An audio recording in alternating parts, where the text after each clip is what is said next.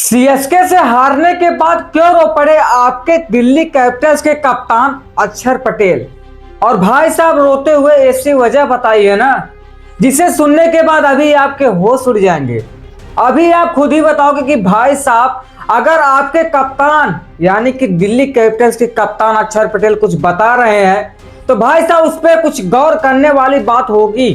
कि इन्हीं वजह से हमारी टीम इस मुकाबले को हारी है। और ऐसे खिलाड़ी हैं जिन्होंने इस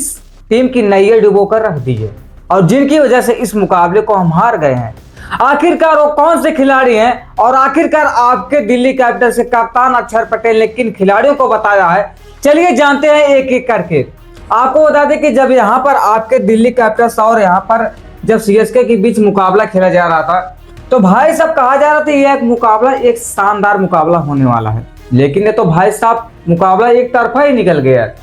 आपको बता दें कि यहाँ पर जब दिल्ली कैपिटल्स और आपके सीएसके के बीच मुकाबला खेला जा रहा था तो यह मुकाबला कहीं और नहीं बल्कि दिल्ली के अरुण जेटली स्टेडियम में खेला जा रहा था, जो कि भारतीय समय अनुसार शाम 7:30 बजे यह मुकाबला चालू हुआ था। आपको बता दें कि यहाँ पर दिल्ली कैपिटल्स की टीम और आपके सीएसके की टीम के दोनों कप्तान भाई साहब आते हैं और यहाँ पर जब टॉस होता है तो आपके दिल्ली कैपिटल्स के कप्तान अक्षर पटेल टॉस जीतते हैं और टॉस जीतने के बाद भाई साहब सबसे पहले बल्लेबाजी का फैसला करते हैं।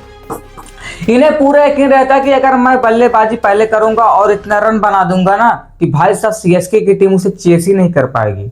लेकिन इनका सपना और इनकी सोच भाई साहब दोनों ही उल्टा पड़ जाता है। क्योंकि यहाँ जब सीएसके की टीम भाई साहब बल्लेबाजी करने आती है ना तो इनकी चीथे उड़ाकर रख देती है, इस तरीके से बल्लेबाजी करती है। आपको बता दें कि यहाँ पर जब बल्लेबाजी का आपके भाई साहब आपके दिल्ली कैपिटल्स चुनते हैं तो यहाँ पर सबसे पहले जब बल्लेबाजी करने के लिए आते हैं तो 155 रन भाई साहब 20 ओवर में इन दोनों मतलब से आपके दिल्ली कैपिटल्स की टीम बनाते हैं जिनमें इनके 7 विकेट गिर जाते हैं। उसके बाद जब आपकी सीएसके की टीम भाई साहब इस मुकाबले को चेस करने के लिए आती है ना तो आपके सीएसके की टीम के भाई साहब केवल दो ही विकेट गिरे रहते हैं और 17.3 ओवर में भाई साहब मुकाबला चेस कर लेती है और बड़े आसानी से इस मुकाबले को जीत ले जाती है। तो यहाँ पर आपके भाई साहब सीएसके की टीम जिस तरीके से यहाँ पर प्रचंड रूप धारण किया था ना और जिस तरीके से गेंदबाजी की भाई साहब धुलैये कर रहे थे ना भाई साहब वो अपने आप पे काबिले तारीफ है। इस तरीके से भाई साहब आपके सीएसके की टीम इस मुकाबले को जीती है। आपको बता दें कि यहाँ पर जब आपके दिल्ली कैपिटल्स की टीम भाई साहब बल्लेबाजी करने के लिए आते हैं सबसे पहले शुरुआत में तो पथुम निशंका भाई साहब जो श्रीलंका के एक नंबर 1 बैटर बल्लेबाज कहे जाते हैं भाई साहब 15 गेंद में 19 रन बनाते हैं और यहाँ पर आपके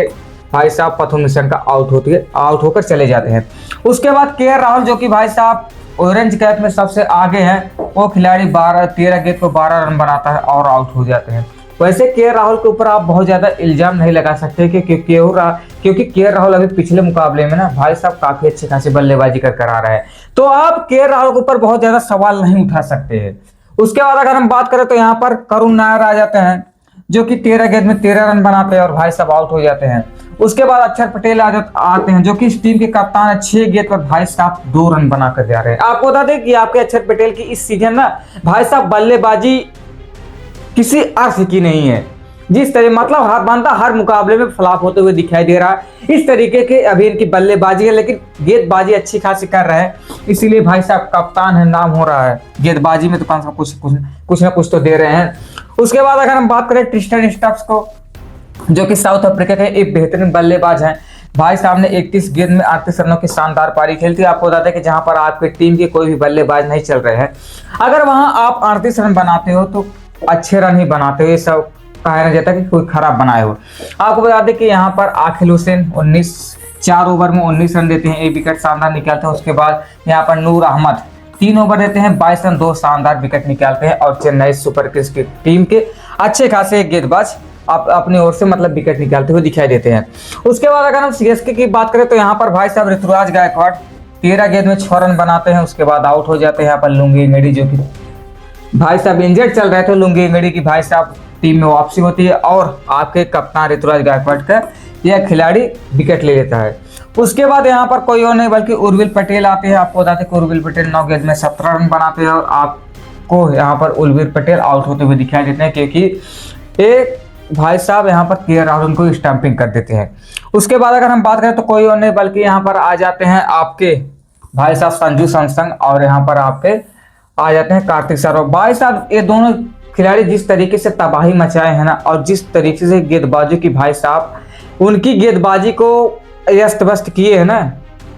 कमाल का भाई साहब ये दोनों बल्लेबाजी की है। और रौद्ररूप ओ भाई साहब शानदार तरीके की बल्लेबाजी, कभी छक्के इधर जा रहे हैं तो कभी उधर जा रहे हैं, इस तरीके से गेंदबाजों की धुलाई दोनों खिलाड़ी कर रहे थे ना। आपको बता दें कि संजू सैमसन भाई साहब अभी यानी कि जो इससे पहले जो दिल्ली का मुकाबला हुआ था उसमें भाई साहब ने शतक मारे थे आपके दिल्ली कैपिटल्स के खिलाफ, और इस मुकाबले में भी 87 रनों की शानदार पारी खेली थी। और इन्हीं की बदौलत आपके दिल्ली कैपिटल्स की टीम सीएसके की टीम इस मुकाबले को जीत जाती है। यहाँ पर आपके अक्षर पटेल कहते हैं कि भाई साहब हमारे जो बल्लेबाजी हुई थी वो बल्लेबाजी